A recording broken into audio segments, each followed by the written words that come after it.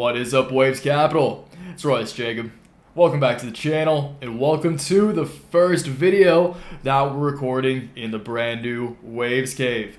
Figured I'd dress up for the occasion, and I also figured that we'd bless the new recording space with a nice chill video talking some crypto, considering the other occasion is the 4th of July. So, happy Independence Day to all of my fellow Americans out there. I know it may seem like a difficult time to be feeling especially patriotic, but personally, I'm proud to be an American. I'm blessed to be an American, and I'm also feeling blessed to go and enjoy some delicious barbecues and brewskis after I finish up work with you guys today. So let's dive into it, talk some price action, kicking it off with the king, of course. Got to kick it off with good old BTC or Bitcoin. We will then move on to Ethereum. It's been a while since we've covered Ethereum, so I want to catch you guys up on my thoughts on good old Ether and how I see the second in command performing.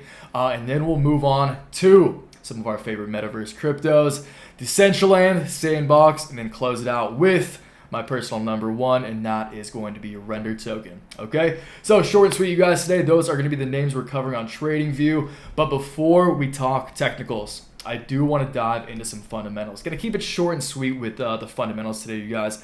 Definitely going to be spending the majority of our time on the charts today.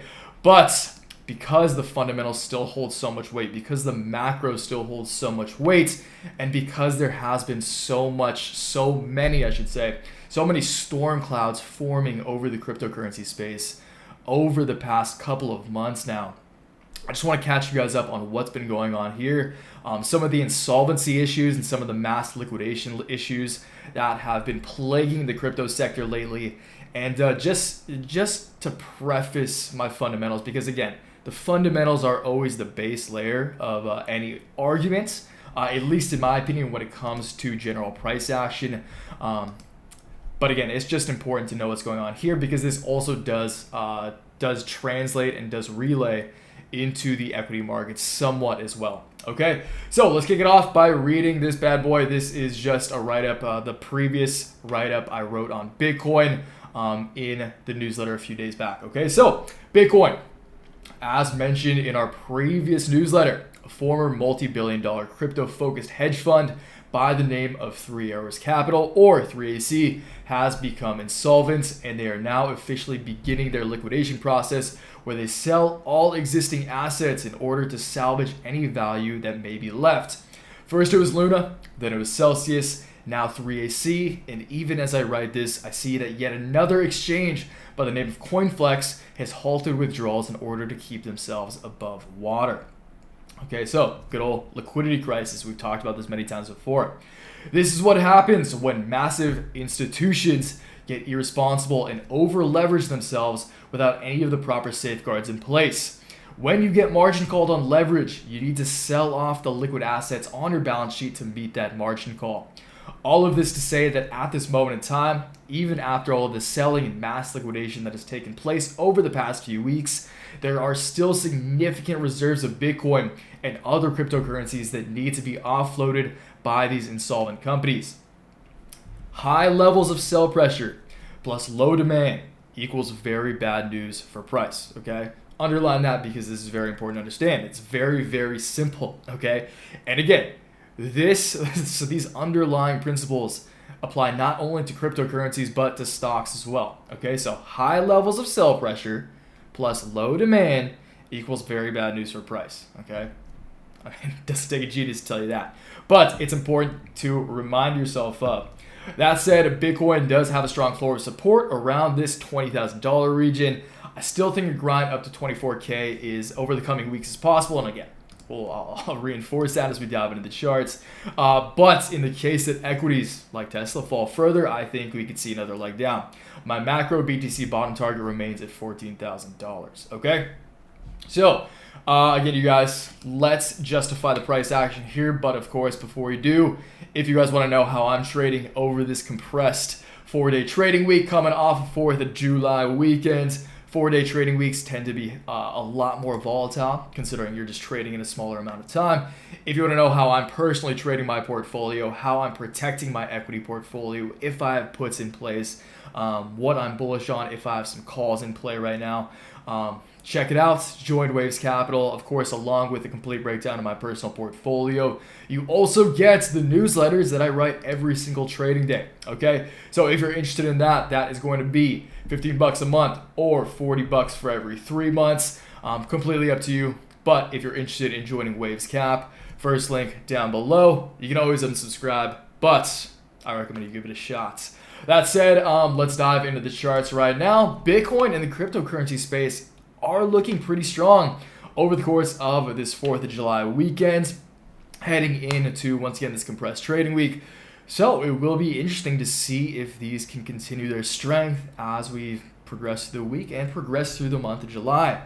I will say that although things are looking green on the watch list at the time of recording, I personally remain a bit skeptical, and that is because Bitcoin, as you can see here, is printing what looks to be a pretty textbook bear flag. Okay, I shouldn't say this is a textbook bear flag. This is actually not a textbook bear flag, but given the macroeconomic backdrop and given the context of everything that's been going on, what we just read through, all of the insolvencies, the constant, just the storm cloud once again that has been hovering over the crypto markets for the past couple of months now, it is more likely to me than not that we do see another wave to the downside. I think the same is coming for equities. I'm going to be recording a video right after this, I believe right after this, where I am going to be talking about why I believe this Q2 earnings season is going to catalyze the second wave down for the equity markets. But crypto right now, of course, you guys, crypto is a lot of times a good precursor to the equity markets.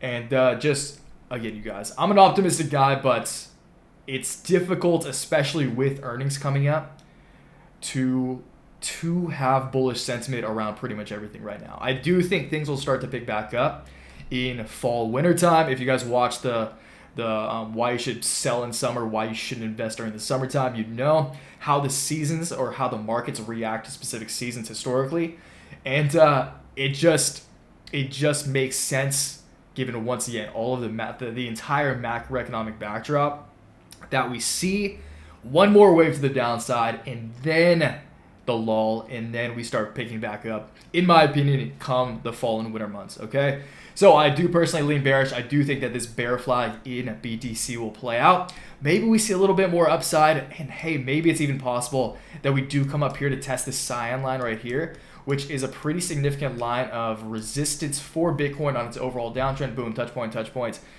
here, creating a very, very evident line of resistance. We can get rid of that right there because we don't need it.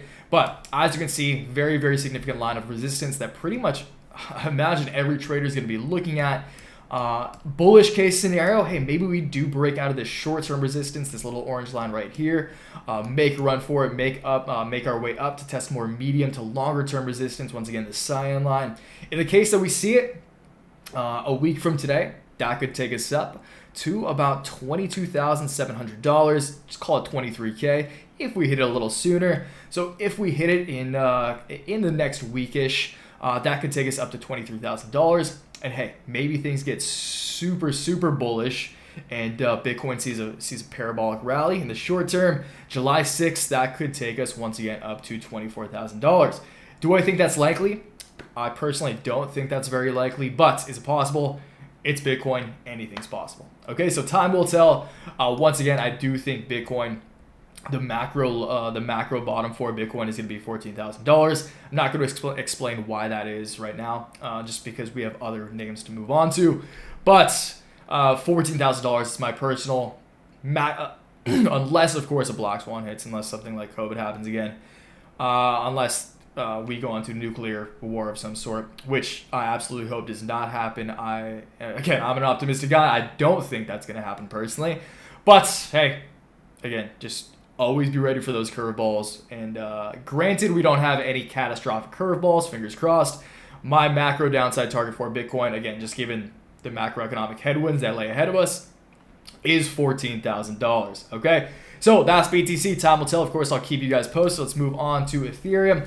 Ether is pretty simple, and the thing about Ether is that we're coming up on a very, very significant line of resistance. This one's simple because this one dates all the way back to over here in April. So dating all the way back to early April.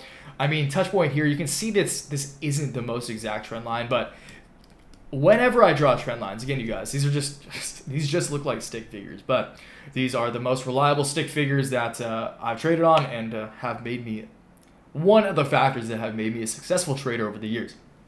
Okay, so short and sweet here, you guys. Again, I don't trade cryptocurrencies. You guys know that. I trade equities, I trade options, but I do not trade cryptos. So this one's simple right here, you guys. Again, very, very significant line of resistance on Ether. Many touch points here. And we are approaching this very, very quick. Okay, so do I think it's possible for Ether to break this line of resistance? I do. And in the case that Ether can break this line of resistance right here, which is coming up very, very quick, like Ether just has to close above, call it 1,200. If Ether can close at this point a daily candle above $1,200, that would constitute, in my eyes, a break above this line of resistance. And I do think it's possible to see a dash back up to the $1,400 to $1,500, maybe right here. Okay, I'll say right there. So that's where we bottomed out. Saw a little bounce here prior to that big sell-off down. And 1,400, of course, is Ether's 2017 all-time high. Okay, so it's like high 13s, low 14s, I think, was Ether's 2017 ATH.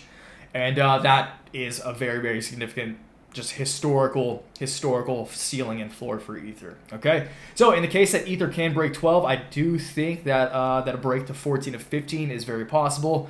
But again, that's in the case that we do see things progress, this upside progress over the course of the week. Okay, so that's Ether. Let's move on to some of the good old metaverse cryptos. Mana, Decentraland, currently in a massive symmetrical wedge pattern.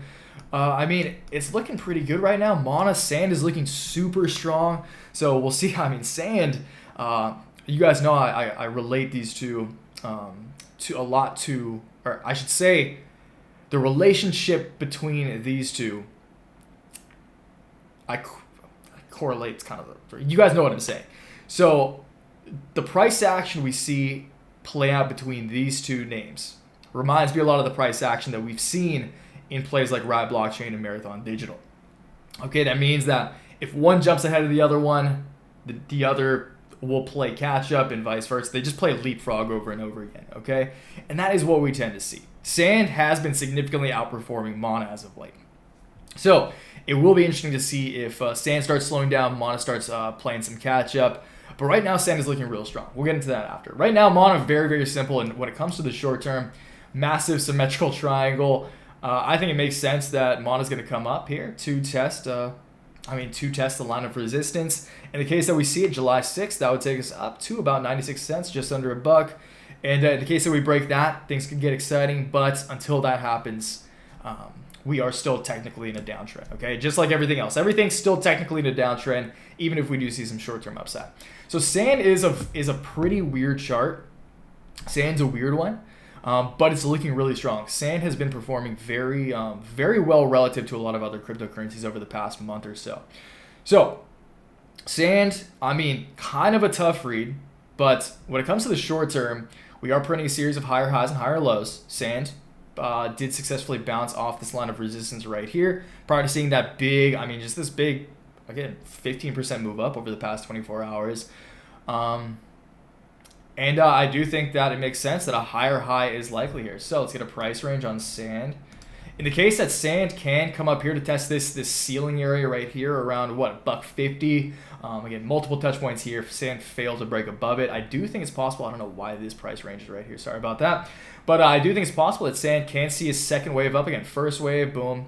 Correction, sideways price action, second wave. I do think that from here, Sand could see, again, if it attracts attention, which it looks like it is right now, I do think Sand could see another wave up to about $1.50, which would mean 25% of upside from here. Okay, so that's Sand. Let's close it out with good old Render token and then call it a day. So Render is looking pretty damn promising right now, you guys. Again, Render, if you go back here, Render has been, and if you have been subscribed to the newsletter, we have been talking a lot about Render and following Render on the price. And Render, when it did break this line of resistance right here, this red line right here, you can see. So boom, touch point, touch point. Once render actually closed that 4-hour candle above it, we saw a massive run up. Boom, tested it. Once we broke longer term resistance, that red line came up here, tested this short term resistance on this ascending channel, and render is now forming actually a very, very nice ascending channel. Okay, so render currently in this nice perpendicular ascending channel right here. I do think that it's possible for render to make its way up, to have its time to shine, to see some upside, to come up here to test the top line of resistance on this ascending channel, while also potentially testing this line of previous support that I do believe will come into play as new resistance. Okay, so in the case that we see that could take render up. This is the most bullish case scenario. This is hyper bullish, but hey, it's render. I'll always be hyper bullish and give you guys my most optimistic price target on render just for fun. So render, in the case that render does play some catch up, how likely is that? If I'm just being real, not really, but again, for the reasons I just explained, just going to give you guys a fun price target for render in the short term. In the case that render in the next 2 days sees an absolute rip to the upside to test the top line of resistance on this ascending channel, as well as previous support as new resistance, that will take us up to about 80 to 85 cents, or plus 60% from current levels. Okay, maybe it takes longer, maybe it's a slower climb up, but hey, maybe we test it in mid-July, which, hey, is this likely? In the case that the crypto markets really do make a comeback, I think it's possible. In the case that we test this in the next 2 weeks, July 19th, July 20th, that would take us up 2x from current levels to about $1, okay? So can render reclaim $1 over time? Absolutely. Will it happen this soon? I have no idea. It's completely dependent on what the rest of the markets do. And again, unfortunately, I do lean bearish on equities. So it is difficult to truly feel bullish on crypto until things settle down a little bit more and this Q2 earnings season is behind us, and we can finally price in all of the macro headwinds ahead of us. At least that's my take on it. But hey, it's crypto again, you guys. There's always a bull market somewhere. As I've been saying, I do think that the metaverse cryptos can act as that special area of the cryptocurrency markets that can see some upside while everything else sees downside. But again, we'll see. I am biased, but I know maybe you guys may be as well. And I do really believe in these projects for the long term, especially render. And I'm excited to see what the future has in store for all of these coins. So we'll call it there, you guys. I hope you guys enjoyed the first video here. I look forward to making more. I will actually be banging out one more right now, talking about some of those Q2 earnings on the horizon. I'll be posting that either tomorrow or the next day. So stay tuned for that. And again, if you guys want to know how I'll be trading over the course of this compressed trading week, and as long as you are subscribed, that is going to be, once again, the first link down below. You can always unsubscribe, you guys. Just give it a shot. The 7-day free trial is still there. Go try it out for free. And if you don't like it, just unsubscribe. But a lot of time, dedicate my mornings every morning to this, and you guys get some good weekend content in there sometimes as well. This was 4th of July weekend. This is a holiday weekend. I took it easy. I chilled with my lady, chilled with my family, chilled with my loved ones. And again, after I record this next video, I'm excited to go celebrate a little more. Okay, so happy 4th of July once again, you guys. If you're still watching, I appreciate you more than everyone else who was watching earlier. And have a great one. I'll talk to you guys downstairs in the comments about whatever you want. And once again, happy 4th of July, you guys. Till next time, always remember, take action. Make waves. Peace.